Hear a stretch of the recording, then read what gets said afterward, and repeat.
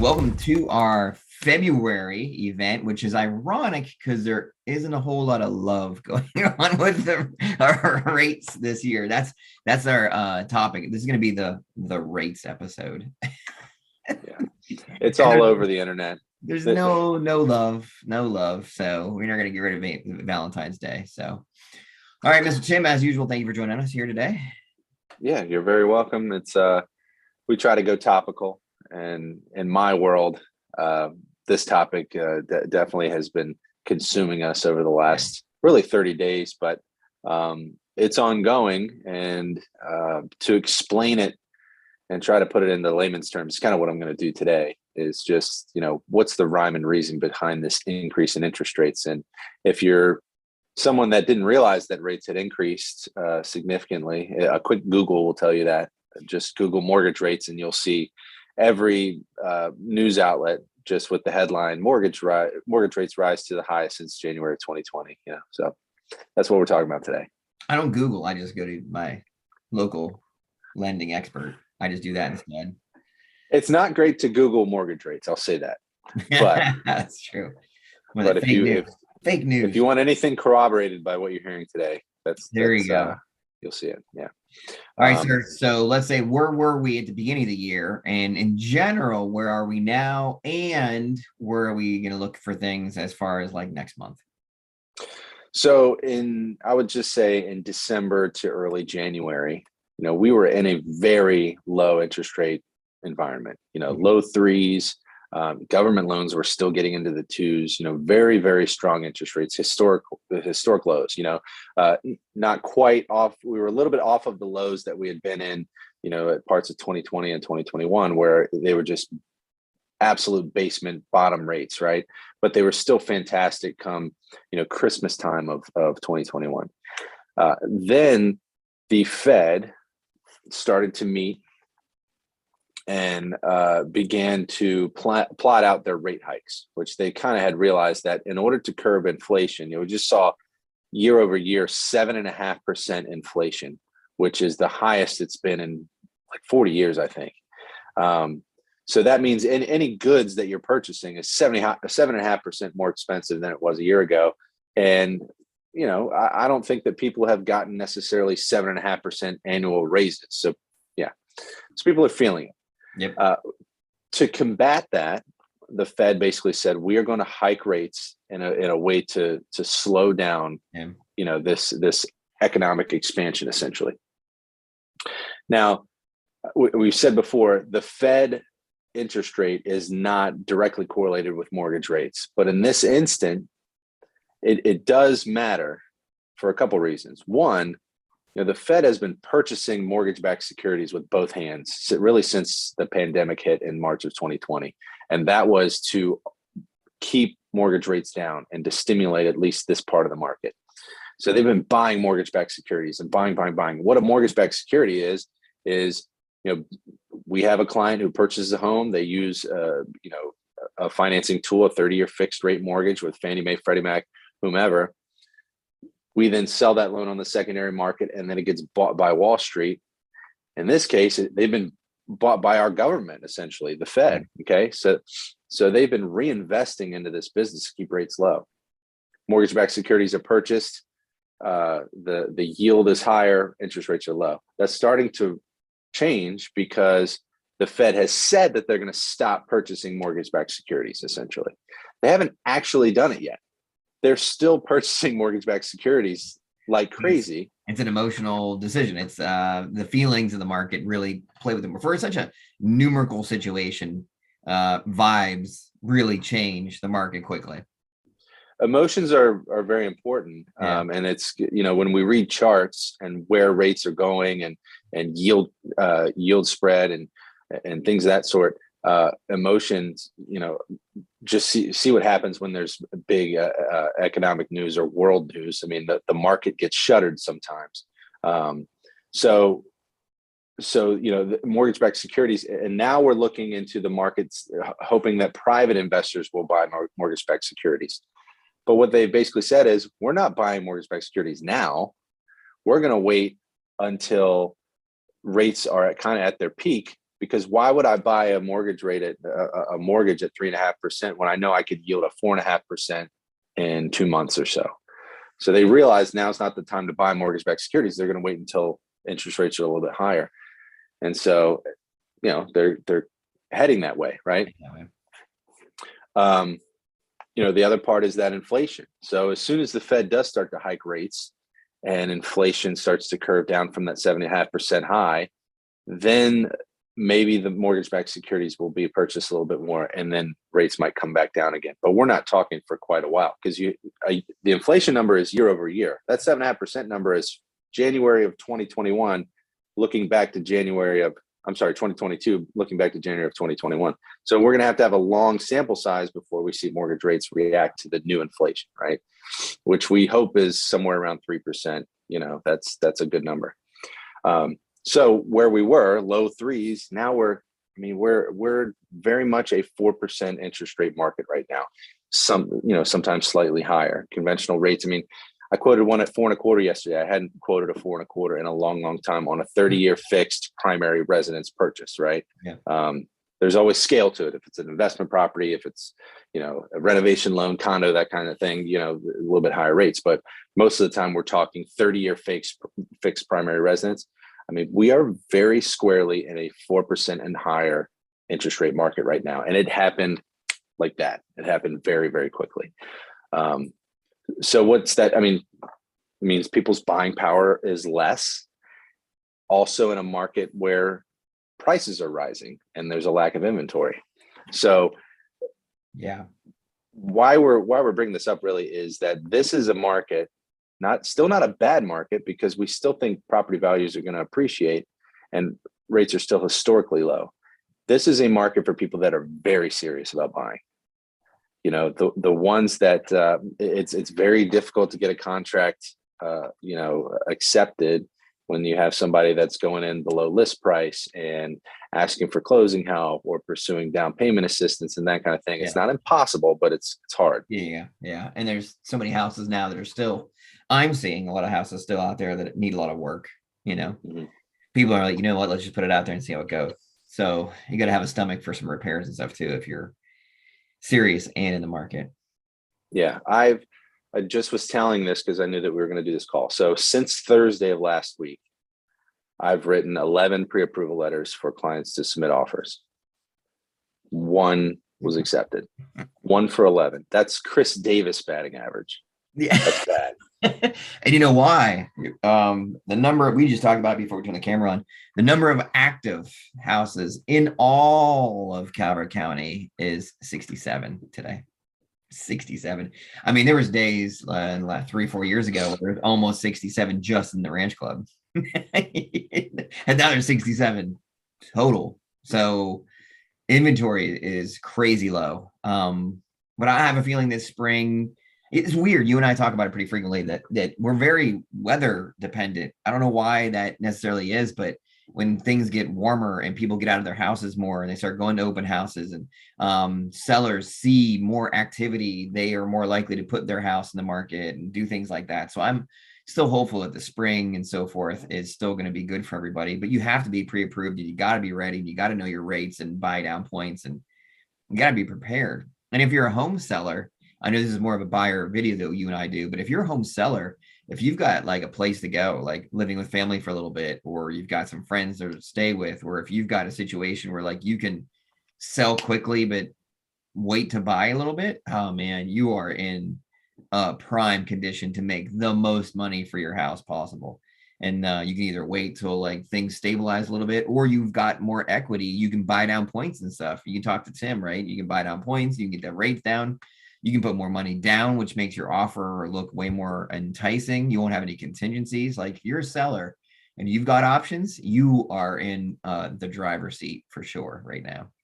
Yeah. And, it's not necessarily that you would sell your home and then wait for, just don't even use the word crash anymore. It's something we've talked about in different videos before, but it's more so then you have more flexibility. Yeah, because you don't have to have a contingency in your contract, which normally gets put at the bottom of the pile. Then you can be a little bit more calm and picky, in terms of that next house. You don't have to be rushed into settling for something. So yes, if you have a temporary living situation, go ahead and sell and sit back and let the market come to you. That'd be a great thing to do. Now, not everybody has that capability, especially if kids and pets, whatever, but not easy. But if you have the capability of doing it, I mean, I wish right now that I had a few extra rentals just kind of waiting, and I could put people in rentals. It's quite a niche, but not in that position. Wish I was, actually, because I'd have a whole handful of people that would be ready to go, and we get offers right away, and they can put them in a temporary housing, furnished houses, things of that nature. But yeah, it's and you mentioned the weather. Why do you think I wrote 11 pre-approval letters in the last few days? Is because it was beautiful on Saturday, and Saturday was so active. It was. I had a lot of clients, calling me, texting me, putting in offers, running numbers, and it's because they were out and they were active. That doesn't solve the inventory issue. Those are all buyers, obviously, but hopefully generating that traffic, generating interest will then maybe lead to a few more listings. If home sellers realize that, okay, the buyers are out there and they're active and they're qualified, that's a big key, getting qualified. So I want to touch on this too. Get qualified with a local lender, right? Anybody that watched the Super Bowl might have noticed that there was a Rocket Mortgage commercial, right? And not to disparage anybody else in the business, but that commercial, the gist was that a Barbie doll got a pre-approval letter from Rocket Mortgage. If that doesn't tell you anything about their operation, I don't know what does. That a Barbie doll can get a pre-approval letter from Rocket Mortgage. So, probably, yeah. So funny and probably catchy, but there's a lot to be said. You get a couple of offers together as a listing agent as well. Like, I get a couple of offers together, and I know that they're all very, very, very similar, if not maybe even exact.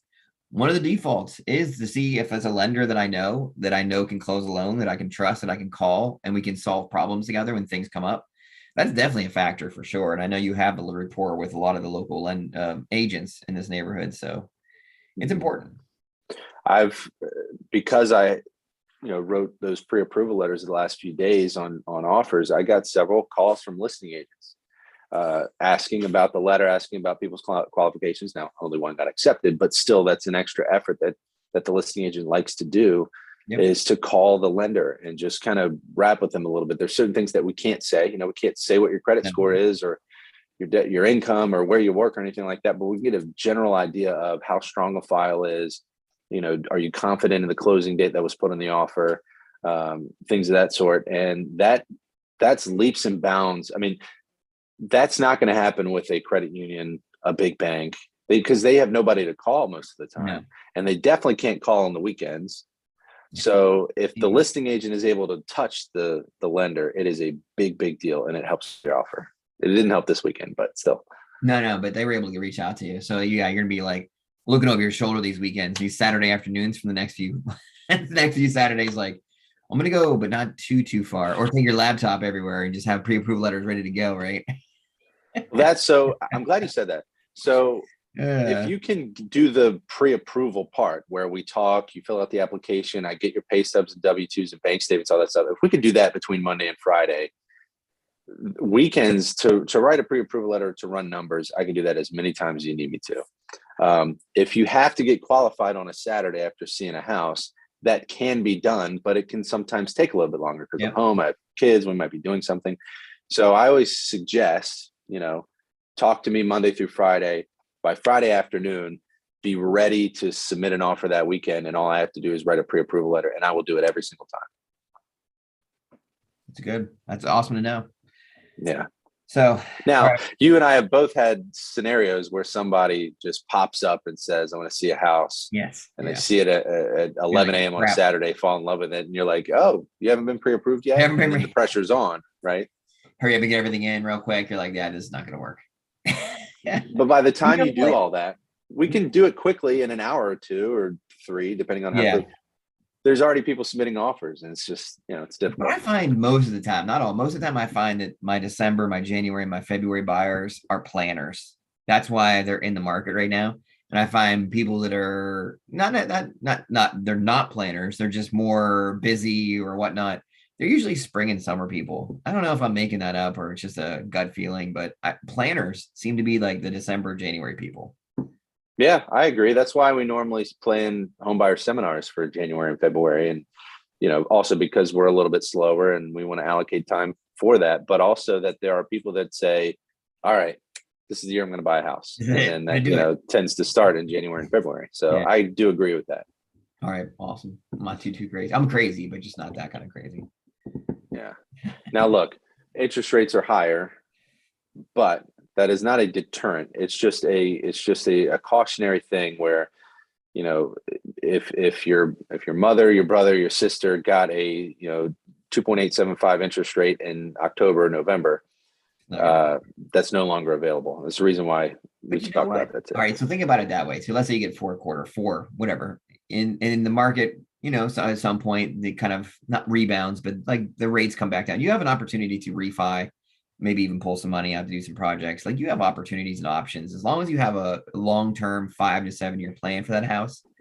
Like don't let the rates deter you. Just have a plan. Just adjust the plan. That's all.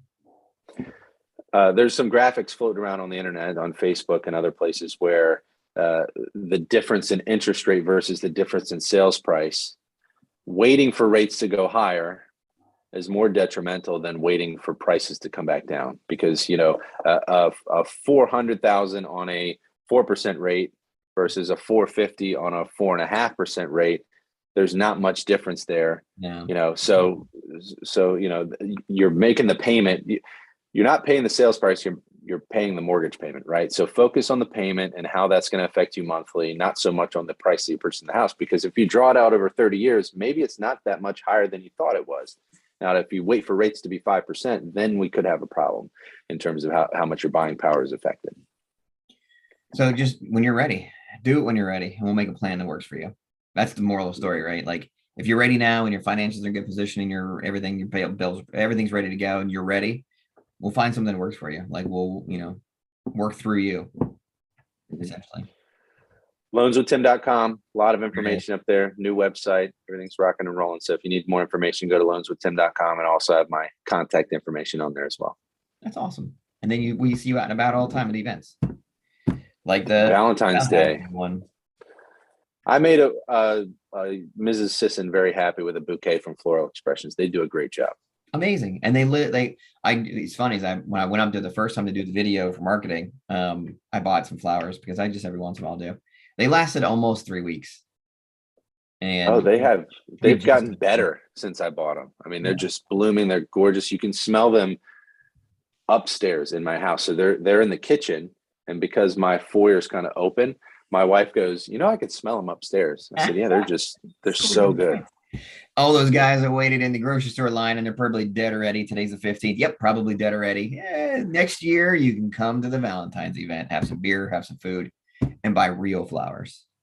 The food was great. I ate it twice because I had some leftovers. Food was Big awesome. bowls. Beer was Like fun. she makes Yeah. big bowls. Those are huge. What was the name of that food truck again? Heidi's Eats and Treats. Heidi's. Mm-hmm. Yeah, we had some Friday and Saturday, and then we didn't polish it off until Sunday, actually. So yeah, very good. We made it last. The next one's St. Patrick's, man. Have you heard of St. Patrick's? It's the event that happens like halfway through March, and people get together, I guess, and do stuff. That's if you're going to be friends with the Salmon's family, you better get excited for St. Patrick's Day. March Madness, St. Patrick's Day, and then maybe Christmas. Yes, I'm excited for that one. That one's always one of our favorites. Yeah, we're gonna get a big turnout. It's the weather. I'm telling you now, the weather's gonna be nice. We're gonna get a big turnout. We'll have Sassafras doing corned beef. They're doing corned beef, pulled pork, and burgers this year. So they're going all in too. They're expecting a big turnout, I think. Love it.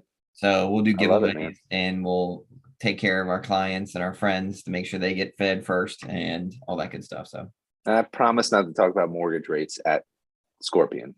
That's strictly for this video. People ask you. It's not your fault. People always do that to me. Hey, how's the market? It's great. Have a beer. Market's doing awesome. Let's buy a house. But first, beer. Exactly. I'm looking forward to All right, sir. As always, we appreciate you, and hopefully, people don't feel as freaked out about the rates, knowing that there's a plan in place that we can work with them. That there's options. It's not all gloom and doom.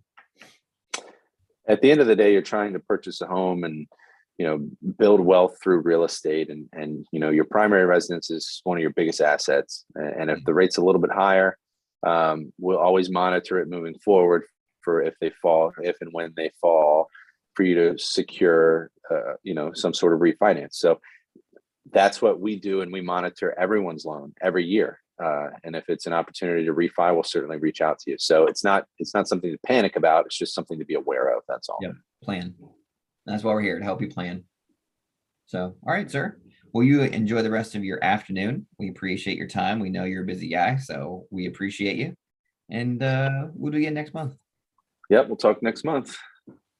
Take care.